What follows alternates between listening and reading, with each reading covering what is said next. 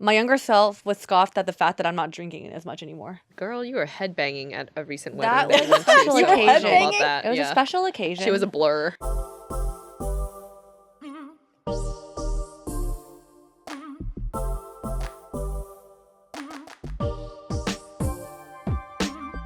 Those of us on social media have probably noticed a bunch of these memes and conversations and videos about this term called adulting.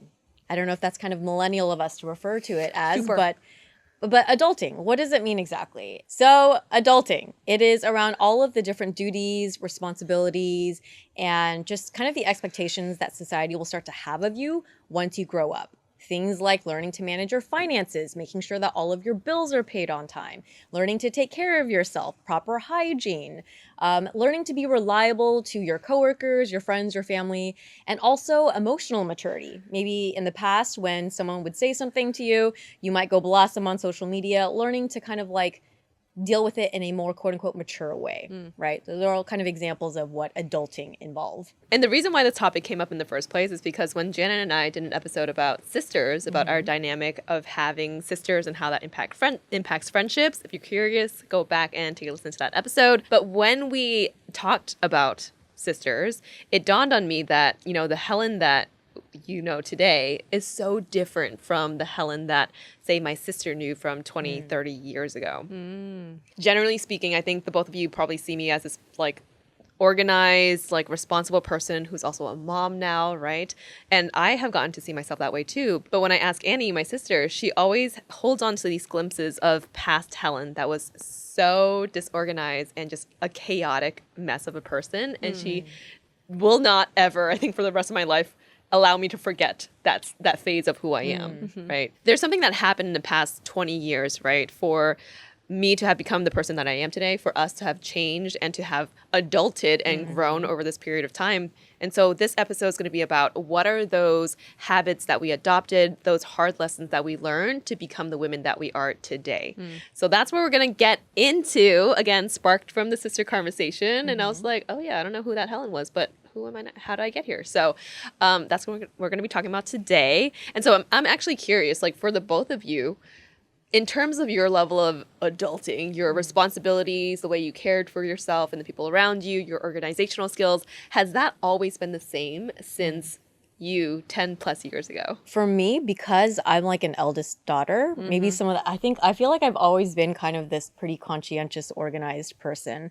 And when I went back and reflected, like way when I was young, why is that? I think it's because like my mom used to be so regimented with me and my sister. Like we would always pick out our clothes the night before, like school, have it laid out in the hallway. And then with breakfast every morning, it would be like the same thing and with like a multivitamin. So I think I just had a lot of organization and process like from childhood. And I remember also like being a kid and bringing back my report card and all the teachers would constantly say, it's just all the stereotypical kind of things of the eldest daughter, right? Like she's very organized, she's very conscientious, very polite.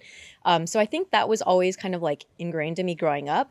But then when I first started working and moved away from home and really got a chance to kind of like individuate from my family, I think I went a little bit the other direction. So I started, you know, it's like no longer needing to be super like process oriented and organized and everything. And I kind of had some time to just like experiment and live differently, live by myself and not feel the restriction of those things, and also feel a little bit less like I had other people to answer to. But then when I moved back to LA, and I think that probably coincided with being in my later 20s, being closer to family, and then also just maybe my life necessitating like changing into a more stable career, signing a mortgage, and you know having a bill that I was then like that holds me to a certain financial standard. Then I became a little bit more organized. Yeah, but mine it's a little bit of a back and forth. A little roller coaster. Yeah, a little roller seesaw. coaster. Yeah. How about for you, Mel? I could actually resonate with Janet being the eldest daughter. There are certain like just like responsibilities that you're kind of like ingrained with, I guess. Like I think for my mom, she like let me do whatever I wanted in terms of extracurricular activities. Like she always put me in classes, like to do just so it wasn't just school and that's it. It was like school and like dance class, school and like I did one acting class, but things like that. But then I think when my mom did is she always like we didn't lay out the clothes or the vitamins, but she was like, oh hey, like by the way, like as we're preparing for college, she's like, oh I know someone who works at this community college, we should go to grab a tour with him, or like she like put this like preparation idea in my mind. And so I think lifetime planning, always having kind of we're organized that way. So I think in some ways, like all in elementary school, high school, and college, like I've always been a rule follower too. Like I never really broke the rules. I was never late for class. I was always on time for class. I never skipped class in college, maybe like once, but I always felt bad. I had to make sure, like, no one's watching me in college, but I had to do it. There's that. I just feel like I'm just like by the book, surprisingly. So you've been consistent. I've been consistent, but I think the most irresponsible thing I did 10 years ago was to pursue my passion. Ooh, that's a big statement. It is. I think it's at the time, because it was such a like, that wasn't in the rule book for my mom. She's like, what are you doing? First, if it was in the rule book, she'd be like, oh, okay, like we're just following the next chapter. But I'm kind of like creating my own chapter for myself. And so she didn't know what like the end goal was. So I think for me doing that was like, that was irresponsible. But I think within this like following your passion thing, I created responsibilities or boundaries within it. So that way it kind of applies to the being organized rule, like, you know, having a timeline, making sure that I was still like making side income while I was pursuing this, or like knowing when to call it when I couldn't afford a lifestyle like that anymore. Because I was working like touring, and I was like, oh, I can't do this anymore. So I went to corporate. So I think in some ways I've always had like boundaries set for myself, and like having rules to follow. To backtrack with other responsibilities, I think because at a young age, I remember getting punished if I didn't do certain things. Like, I don't know about you guys, but like my mom would be like, hey, make sure you press down the rice cooker, or like, can you fold the laundry? And if I didn't do it, I would literally get reprimanded. So I think for me, I was afraid of consequences. So that's why I'm such a rule follower, because I would get in trouble, and I hate getting in trouble. And the one thing I had to fight when I went to corporate was that I was talking to a coworker. I was like, oh, I'm afraid to do this wrong because I'll get in trouble. She's like, Mel, you're an adult. You're not getting in trouble for anything. And I was like, oh. And I still had that mentality. So I think in some ways my ability to organize and be responsible comes from my fear of trouble. Yeah. Always make a desire to follow the rules and to follow authority. Yeah. You're like a responsible dreamer. Yeah. Is that weird? You're a responsible dreamer. Yeah. Sometimes searching for the right doctor is like a bad Mad Libs. You need a blank specialist who takes your blank insurance, who is within blank miles of you, who doesn't have a blank month wait to get in for an appointment, who doesn't keep you in their waiting room for blank hours. Well, ZocDoc makes it easy to fill in those blanks to help you find the right doctor for your specific needs. ZocDoc is a free app and website where you can search and compare high-quality, in-network doctors, choose the right one for your needs, and click to instantly book an appointment. We are talking about in-network appointments with more than 100,000 healthcare providers across every specialty, from mental health to dental health, eye care to skincare, and much more. Plus, ZocDoc appointments happen fast, typically within just 24 to 72 hours of booking. You can even score same-day appointments. If I had needed this product, it is what I would use. So stop putting off those doctor's appointments and go to ZocDoc.com/ABG to find and instantly book a top-rated doctor today. That's ZocDoc.com/ABG. ZocDoc.com/ABG. Well, how about you? I feel obviously the way you kind of like described your dynamic with Annie, you maybe were the responsible one growing up? So crazy thing is I had no responsibilities or chores growing up. Which is a huge statement to make, right? Wait, because did Annie have it, or just both you guys? She also kind of did not have it. And so I think this is a parenting style that perhaps my parents had decided on for us. And it sounds like whatever they did, it would lead to like really spoiled children. But let me explain myself here, okay, because it sounds crazy. So the way that they parented us, I think they were so hyper-focused on making sure that we had a good education and also were stress-free and carefree. So what that means, and I think that is for, at least for my parents, their like immigrant journey was to make sure that with all the work that they put into making sure that they moved to this country, started this new life, like your children better be well educated, because that's like the biggest thing with America, right? Like education system and opportunity. So I think in their mind, they were so one like directional, like going down just one straight path, that basically our waking hours were consumed by like school, work or extracurriculars or hanging out with friends. And then anything else that was a distraction to that, which would be like clearing the table or washing the dishes or doing vacuuming or laundry. Like my mom would be like, no, I got that. And even to this day, she is still like that because she sees how busy we are with our lives, that she's like, don't do that stuff, right? In addition to that, like I think I mentioned this on the podcast before, but like my parents never gave us an allowance. It was basically like unlimited, right? Like if you ever need money, let me know. And they basically said that because I think growing up in like a low to middle class household, my parents never wanted to make us feel like we didn't have enough or that we didn't have the means for things, right? And so my sister and I would never take advantage of that. And I think about this, and I've processed this like many times now by myself, and with my therapist. Their parenting style of basically no responsibilities and unlimited like allowance, you would think would definitely lead to a spoiled child. And I think the reason why that didn't happen for us back then and why I will not parent my own child this way is because the environment that we lived in was still the environment that was the reality of what our life was, right?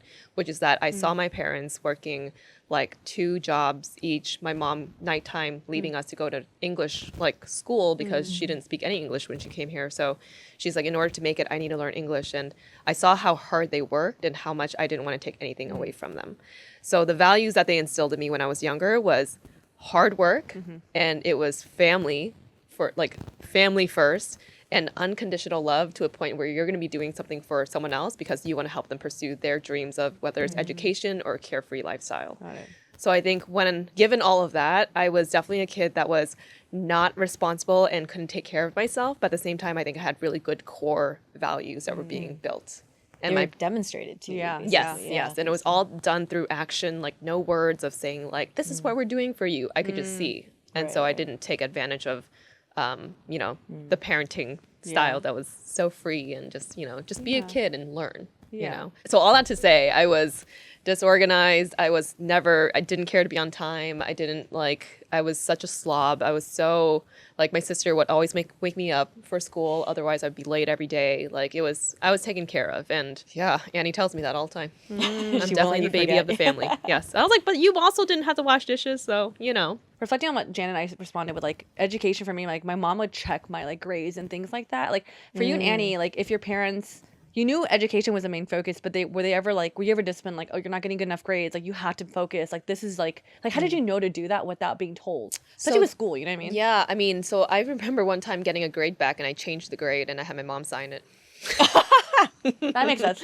But so you knew that there's a difference between a good grade and a bad grade. Yes. There's a reason why you changed it, right? Maybe, and this is probably not like a younger sister, older sister, young versus, it's like, I think my personality has always been a perfectionist. Oh, I see. Regardless of what it is. And maybe there's a lot of like saving face or making sure you're, people pleasing and like all of this stuff. Like those were also innately just a part of my characteristic. And so I did strive for like good grades and to prove myself, I would say. Yeah. Right? Mm-hmm. But behind closed doors, I was nasty.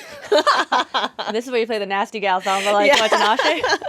Yeah, I think it's really interesting to hear how like all three of us kind of have different upbringings, or like even like for example, Jan, like you were really really responsible, then you like took a little like free flowing path, and then came back to responsible, and I feel like I've always just kind of stuck still. I think I stayed the same. Yeah. Which I think is amazing, especially if you think about like kids. Kids, I feel, or maybe that's just all I've known. Like kids are supposed to not be responsible and not and just. They're known to be a little bit more like aloof and just in their own worlds. And it sounds like as elder sisters, you couldn't be. Yeah. Yeah. Interesting, huh? Yeah. It's so interesting. ABGs, I don't know about you, but this summer I have definitely been out in the sun a lot, which has been amazing. But we also know that UV rays can take a major toll on our skin. Thankfully, I've been using my OneSkin face topical supplement and their eye topical supplement. I'm a big fan of this duo because it's only 2 steps and very effective. Their products have this thing called the OS01 peptide, which is scientifically proven to reduce senescent cells, a major source of skin aging. Their scientists have shown that it can actually reverse the biological age of skin by several years. More youthful skin isn't just a vanity play, it is also good for your overall health. For a limited time, our listeners get 15% off OneSkin with our code ABG at oneskin.co. As we close out summer, if you feel like you you've been out in the sun a little too much and want to help your skin recover, try out OneSkin. It's the world's first skin longevity company. OneSkin addresses skin health at the molecular level, targeting the root causes of aging so skin behaves, feels, and appears younger. It's time to get started with your new face, eye, and body routine at a discounted rate today. Get 15% off with the code ABG at oneskin.co. That's 15% off oneskin.co with code ABG. After you purchase, they'll ask you where you heard about them. Please support our show and tell them that we sent you. We only have one body, one skin, and only you can choose to make it better. Age healthy with OneSkin. So when it comes to adulting or like growing up, there's a lot of these like surface tasks or things that we talk about, right? Like duties, but really it's about a shift in your values or like the core things that are important to you. So when you think back to maybe like 10 plus years ago before you felt like you had to be a grown up, what were your values then? And then now, how has that changed? I think back then, one thing I really valued and focused on was my career and how that defined my identity. And when I talk about career, I was really big on pursuing your passion. Like I remember when I was 23 or 24 and I moved to LA, I judged people that didn't pursue their passion because I thought you're just like going in for the money. Like I really had that mentality. I was Oh my like, gosh, oh, I was that person. I know. He saw me and said that and thought that. Yeah. yeah. And I was like, oh, you just like care about making money and going like to these events and like maybe like there's no like depth to you. Oh damn. I know. Ouch. Young Helen is. I know. I was like pretty judgy because I think for me, maybe that was for me to validate my journey, you know? Yeah. And so I just saw so much meaning behind following your passion and sacrificing, giving up things like financial stability, like all this stuff. There was definitely a realization later on, like a few years later after that, I was like, you know what? Recognizing, talking to my friends is just like everyone has different values they're going to pursue, and that's fine. I learned to accept that because like my friends from like middle school and high school, like we took very different paths, but we were still able to be really good friends. So I was like, oh, like this doesn't really affect that.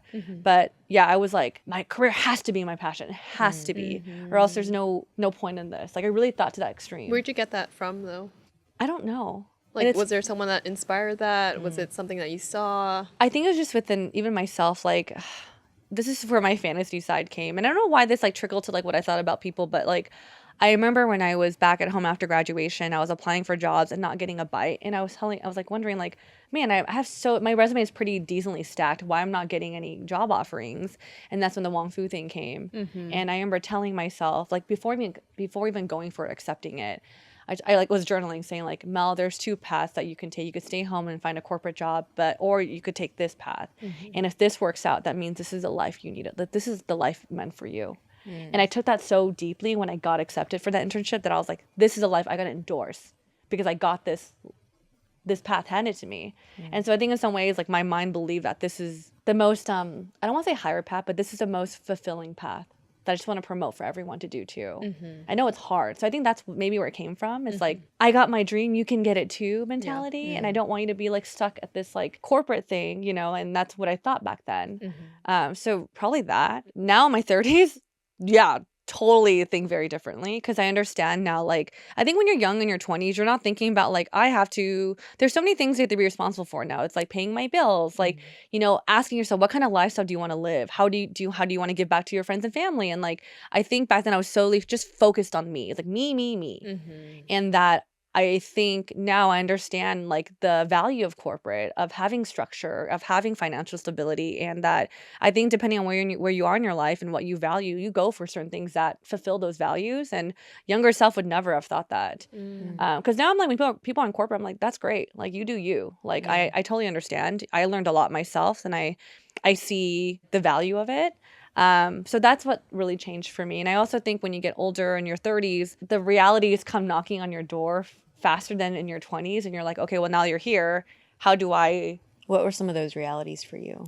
Well, I think the one biggest thing I think we talked about in our episode too is like the idea of getting married, the idea of starting a family was just a thought in the background for my mind for the longest time. I was like, oh, it's going to happen someday. It's fine. Like right now I could just do me, pursue your passion. Who cares about this stuff? I could be financially like whatever. This is where I feel like the benefit of corporate that I see now. It's like, I think as someone that pursued their passion so heavily in my 20s and was like, was able to give up financial stability for a while. Now in my 30s, it's catching up to me. I don't have that safety net anymore. I don't have that like, hey, like remember when you saved a lot of money working in tech? No, I don't. I don't have that. I was just going for what I cared about, not caring about, well, yeah, things are going to cost more. Like you're going to have to pay for these things. And I'm like, eek. Like I didn't put in that sacrifice early on with finances to reap the benefits now. If anything, I feel like I need to catch up again. Versus like, but at the same time, I think the other flip side is that I learned the grit of pursuing your passion right away, knowing that it is possible and that you can get that. Yeah. So I understood that from an early age, but now it's kind of like, how do you balance both? So I think that's like the biggest change in terms of like career identity and like stability, I guess. Yeah. The other thing that I also valued 10 years ago that I still think I value now is my friendships.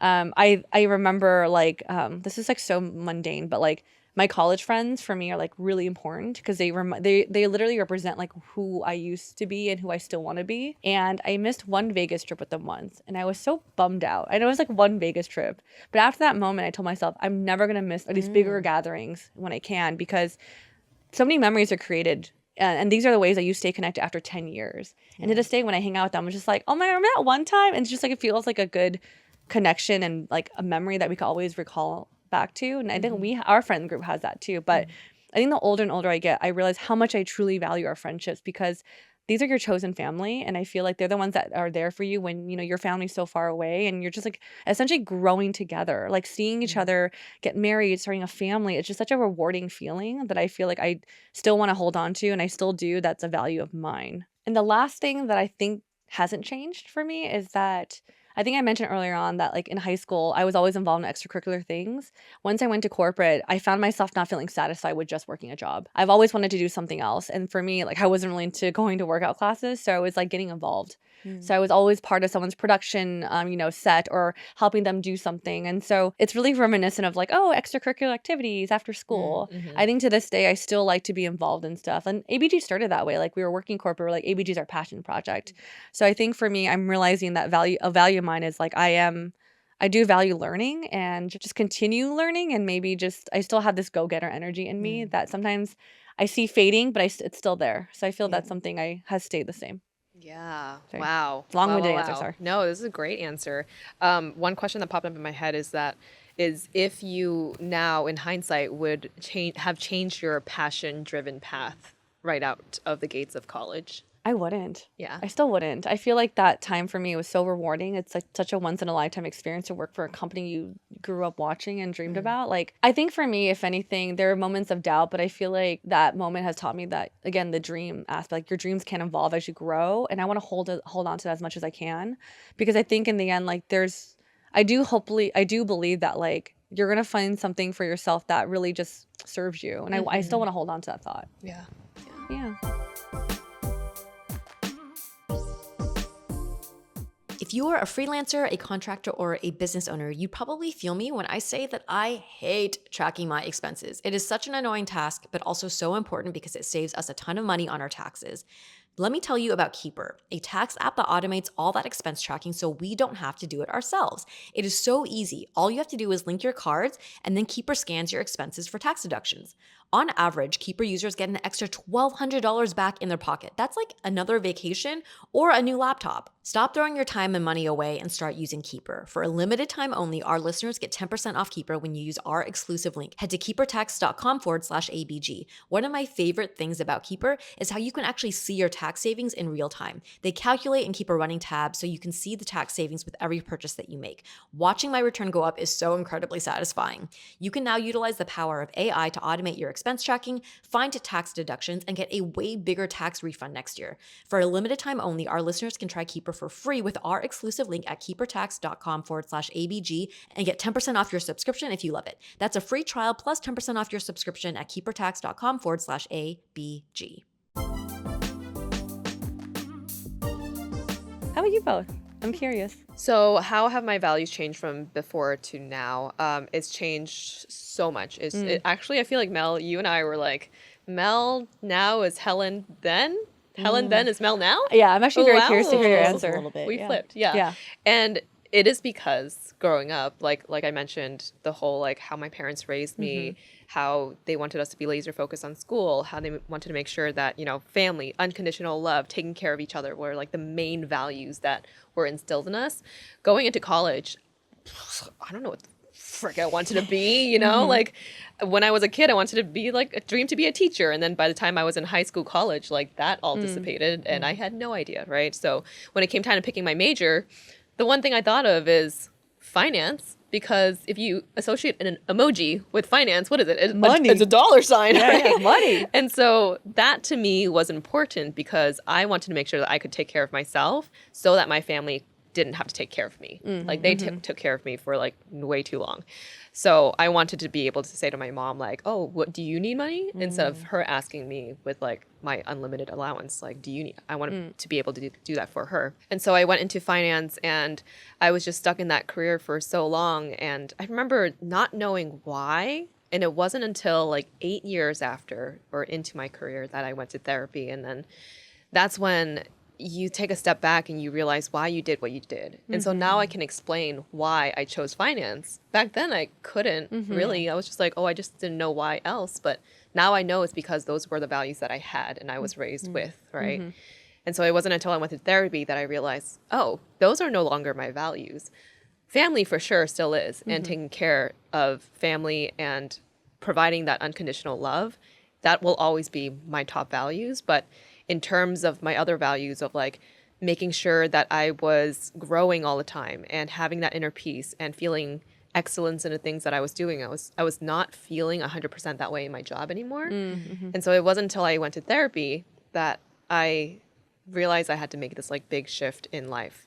And then I became Mel in her 20s, which is like, let me pursue something that actually fuels my soul, because what I was doing was not fueling my soul. It was fueling something that I was taught to be as a kid, and now I was my own woman, and I could now figure out what it is that I actually valued, which is something that would make me actually happy. I think going to therapy is also a really big part of adulting, because it's pausing for a second and saying something doesn't feel right. And when I think about adulting, I think about how it really is just like piles and piles of responsibility that kind of blinds you from what it is that you're actually meant to do or meant to be.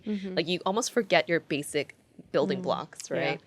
And I felt like when I went to therapy, I was like, oh my gosh, this is such a waste of time. Like, why am I talking about such basic things? But it reminds you of who you are. And I think that's the beautiful thing about therapy.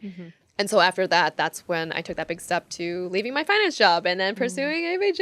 Hello, look at our sign. But I have not been happier like in my whole life and have not known myself as much as I do. And I think this is all part of the adulting experience. Like you have to kind of go through all of this to be able to understand what doesn't work for you and then what does work for you. So yeah, values have shifted a lot over time, and it's good to understand why. You know, to have had that proper time to process. I have to ask you a question then, because you asked me. Would you have changed it any other way? Like, would you have pursued your passion right away? No. Wow, we stuck with our paths. No, but I also don't think I needed to stay in my finance job for as long as I did, because I was there for 10 years. That's a lot of your prime, youth years.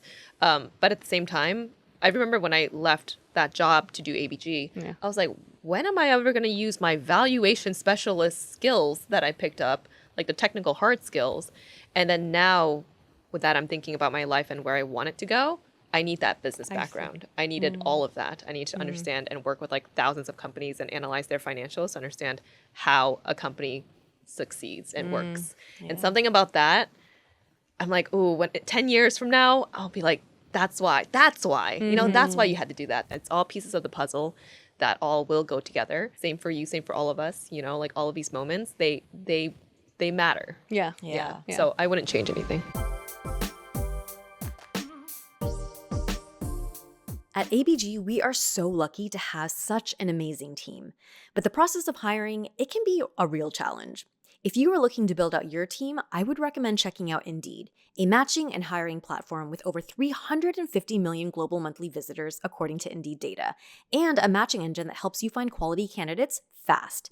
Ditch the busy work. You can use Indeed for everything from scheduling to screening and messaging, so you can connect with candidates faster. And Indeed doesn't just help you hire faster. 93% of employers agree that Indeed delivers the highest quality matches compared to other job sites. Wow, that is a very impressive stat. One of the standout qualities of Indeed for me is how you can manage the whole process in one place. From scheduling to screening to messaging, having everything in one platform is such a relief. Also, their matching engine is next level. They leverage over 140 million qualifications and preferences every day, so they're constantly learning from your preferences. And listeners of the show will get a $75 sponsored job credit to get your jobs more visibility at Indeed.com/ABG. Just go to Indeed.com/ABG right now and support our show by saying that you heard about Indeed on this podcast. Indeed.com/ABG. Terms and conditions apply. Need to hire? You need Indeed. How about for you, Janet? How have your values changed from the responsible, conscientious older sister youth kind of person? Yeah. to still who you are now? Yes. Well, when I think about who I was in my 20s, I was still hyper focused on my career and myself. And it was like I put so much of my personal identity and life development, all of those things around my job. Like Mel, when you talked about finding extracurriculars and things, I didn't think about that. I literally was like looking for the perfect job, or like when I had a job, putting all of every hour of my day and like every ounce of my brain into that, right? And then I kind of hit a point where like when I was like transitioning in different careers, that I realized like I'm not, whatever it is that I'm looking for, I'm not finding it in like in my work alone. And because I was so ultra focused on that, I actually was like not as focused on a lot of my relationships. So when I was like in San Francisco, in New York, like I might have had maybe like 2 to 3 really close people, but I didn't really put a lot of effort in community and in like friendships, right? And I was also oftentimes really far away from my family, or like same state, right? But like far enough where you're not seeing them often. I wasn't calling home often. I wasn't making an effort. And then when I kind of then transitioned into moving back to LA, and I think this was like probably a couple of years before we started ABG, I would say starting to like evolve into an adulting phase, I started to look at life a little bit more differently, put less emphasis on my career, like by identifying the fact that what are the things that I need my job to do for me? Mostly financial stability, something that is going to be somewhat challenging and interesting, and also offer work-life balance. And those became the 3 things I look for, and I didn't need it to do all the other things. And because I relinquished my career needing to satisfy all of those things, I started to put more effort into my relationships and into like interests and hobbies, like being able to do ABG on the side, getting into yoga, things like that. So I think in that way, like my values have shifted a lot from when I was in my like young adulthood to like more middle adulthood, like pure adulthood. Pure, yeah. It's interesting when you say like in reflection and in hindsight, like you'll be able to see how all the pieces fit together, because I think right now I'm at another point or shift, right? Like there was like young adulthood. I would say what I went through maybe is like pre-mid adulthood, and then about to go into like the 40s, that usually people say is like your midlife, right? And I can feel myself in another point of shift right now, trying to think through what are my values. And I'm it's a little bit of a, like, you know, there are periods in your life where you identify and you strive towards things. And then there are periods in your life where you need to come up with what those things are. And that's kind of where I am right now. Anyone out there who might be in a similar situation as me, where you're entering midlife and maybe you don't have like a family, kids, like, and your life might look differently than what you thought it would. Like, I think that sets you on a path to, I think like, what are the things that are important to me and how do I want to move forward? Scary, but also can be exciting. Yeah. Where do you envision yourself in 5 years? In 5 years. So that's a question that I've been asking myself a lot for like most of this year, honestly. And it's still really hard for me to come up with an answer. Like I think I was defaulting in the past to just saying like, yeah, I would want like a family. I want like a partner and kids, right? But like, do I need that? Probably not necessarily, right? And so like, what is it actually that I am seeking? And I'm not really sure yet. Yeah. That's okay. It's totally okay to not be sure. Because I think you're doing all the, I feel like right now, Janet's in her play era. She's just like exploring things, showing up to things, saying yes to a lot of Yeah, things, and yeah. you're saying yes to a lot of things, which I think is the right move to make. I agree. Yeah, especially when it's like if you don't know what it is ahead of you that you're going for, it's just allowing the doors to open. Yeah. Yeah. Yeah. I think that's a very good way to put it. I'm trying to say yes to a lot of things. And it's not always comfortable, right? Trying new things. Oftentimes it can be really uncomfortable. And especially if it like kind of challenges your sense of confidence. But to your point, I know that like I want to resist the urge to just say no and be safe and kind of, because I'm not, that's how you figure out where you're going to go is like you have to expose yourself. So, Yeah. I agree. yeah. I think the other thing to add to what Janet's going through, I don't know about you both, but I think as we're kind of like entering this era, as you're saying yes, I think one thing I'm also trying to do is like figuring out like what actually makes me happy to the things I'm saying yes to. Because all the things you're saying yes to, they may not necessarily make you like spark joy in you, right? Yeah. So I think as you're like kind of like as your your neurons are going off for these events or situations, like I think it's a sign of like pointing you to the right direction. Yeah. I think one big thing we're talking about, this whole adulting, chapter of our lives that everyone's going to go through. I think the common thing we're hearing is that your responsibilities just get greater as you get older. For both of you, like what are some observations you're seeing in your own life that you're like, oh my God, my responsibility list is like getting longer and longer? Okay, so my responsibilities have definitely grown since I was a child. Oh, for sure. Now you have a child of your own. No, first off, I had to learn to take care of myself because, like I said, I could not take care of myself. And so even like moving to LA when I lived in Little Tokyo, girl, I was always on those 50% off bento boxes. And then sometimes I would just eat like rice with a cube of the curry.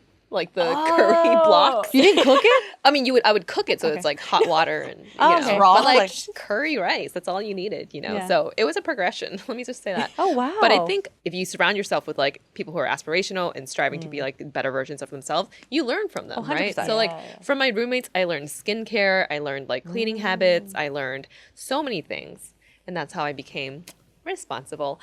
But other than that, I think the biggest responsibility for me, obviously, is becoming a mom. Like, without a doubt. It's wild. Because not only are you taking care of yourself, which is already hard, you're taking care of another human that can't really think for themselves. Like, they don't have the basic functions of what we, take for granted, right? So it's not even like 2xing the amount of responsibility. It's like 2.5xing it.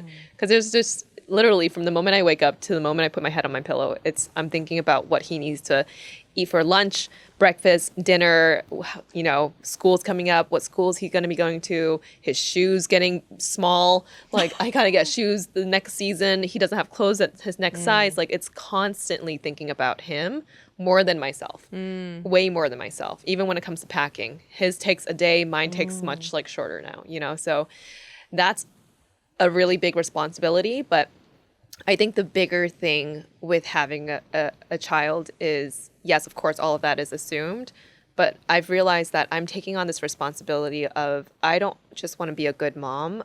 I want to be someone that he is in awe of, like when he grows up, I want him to take a step back and be like, I'm proud of my mom. Aww. So it's like, how do I get there? And I think that is the greatest responsibility because I am no longer doing things just for me. It's literally for him. And you hear this all the time, but I'm feeling that now, I didn't expect to feel, I just wanted to keep him alive and well and whatever, but like there's something that I need to do for myself too, to make sure that he's proud of me in the future. So yeah, it's heavy. It's heavy. Yeah. Is it something that just kind of just clicks when you have a child? I think so. Yeah. I think so.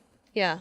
Because you are their world. And I think you really are for like everything. And I think that's where you have to set a good example so that they become good people themselves. I agree. Yeah. Girl, when young Helen has changed a lot. Let me just say that. Couldn't do her own laundry. Now she's setting the example. No, I didn't know you ate a cube of curry. That's like new Curry and for rice. me. Wow. A little piece of radish maybe, but yeah. How about you, Jay? Oh, so the question was how my responsibilities may have shifted, right? Yeah. From pre like adulting till now.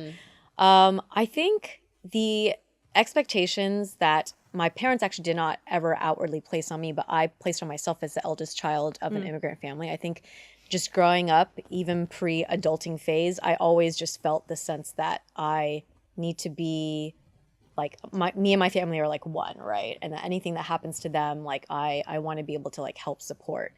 And I don't think that has really changed very much. And because like like I haven't started my own family, I feel it's been pretty like the same, I guess, in that respect.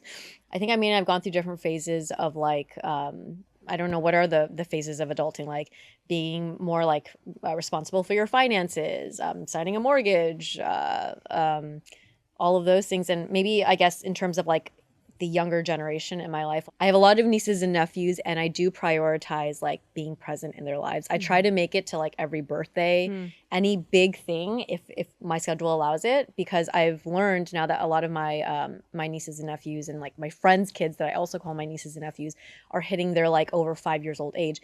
You can see that they will remember like which adults were there in their lives, and the rapport that you build with them. So I suppose in that respect, but I would say generally, like I think my sense of responsibility and those kinds of things have kind of maintained about the same. Yeah. When you're starting at a high level, there's not much higher you need to go. Yes. But how about you, Mel? How do you feel like it's changed for you, like pre-adulting phase till now? Yeah, I think hearing both your answers like makes me reflect in this quick moment. I do think that in some ways my mom sees me as like a model child, because I think I shared before, like I am my mom's daughter. Like my parents were divorced, and like do have a stepdad, but that's why I truly feel like I'm my mom's. In a lot of ways, I feel like I had to be the best example for her. I want the world to know that she did a good job raising me. So with that comes a lot of like responsibilities of making sure that I'm just like I show up. I'm a good granddaughter. I'm a good niece. All this time, like with family stuff, I'm always there and bubbly and ready to go. I naturally like it, but I think just with that, there is this like unspoken responsibility I have as the eldest daughter. As you're talking about wanting to be the example for your son, I realize my mom is that example for me. My mom literally is all about community. Like I think not only for my brother and I, she shows up for us, but she does so much for her friends. She'll literally help everyone she can, like from our dentist to her family friends, like calling people to make sure like, because my mom's English is a little bit better, so she'll call people for them to help them out, and like volunteering at certain things. I'm just like, wow, my mom really does it. And I think in some ways, watching my mom be that person makes me want to be that reliable person in a friend group. I think that's the one thing I do feel is like I want to be dependable, and I feel like I could confidently say in our friend group that I feel like I am, that I'll show up and I'll make sure I could go above and beyond when I can. So I think there's that responsibility I do try to carry. Sometimes, I stress myself out, but I like being a good friend in a group. And that's why I truly value friendship. I think in terms of responsibilities that also have come is that being a founder is one that is really much harder than people have let on. Like I think for us as the podcast, as front-facing personalities on this mic, may not see the work that goes behind closed doors. And I think that I do feel the weight of that, feeling as if like making sure that our ABG is doing good, ABG is bringing enough ads to pay our team to keep this going. And I do feel that. And on top of that, I want to make sure I'm a good manager to the people that I manage. I think it's because I've worked with shitty managers before, and I hated that feeling of not feeling mentored, not feeling like given the right direction and not taken care of. That I really want to be able to protect my team and making sure that I'm aware of what they're working on at all times, because I want to protect their well-being. And it does break me if I feel like I'm not doing that. I think all of this is just like I'm realizing as I'm speaking, like in the end of the day, I think I just value people, whether it's friends, whether it's my team. I just want to make sure like they're taken care of and they're okay. And maybe that just comes from like my mom, that I have that in the eldest daughter kind of thing, that everyone's good. Okay. So I think in a lot of ways, I feel like I carry the weight of a lot of that. And it's funny because I had a therapy appointment talking about like, I feel stressed and all this stuff. And she's like, I think you're harboring a lot of other people's emotions as your own. And I think that's something you have to let go of. And it's hard because I feel like it's natural for me though. I'm also a feeler. So I'm just like, oh, I feel for you. That kind of thing. But yeah, I just feel like maybe there's just a lot more responsibilities now, and it's hard to not let it weigh on you at times. Well, we've been talking about how we've become more responsible as adults, but I think this is a never-ending journey of adulting, it feels like. Like, we're never going to get to a place where we're like, oh, yeah, we're full-on adults now.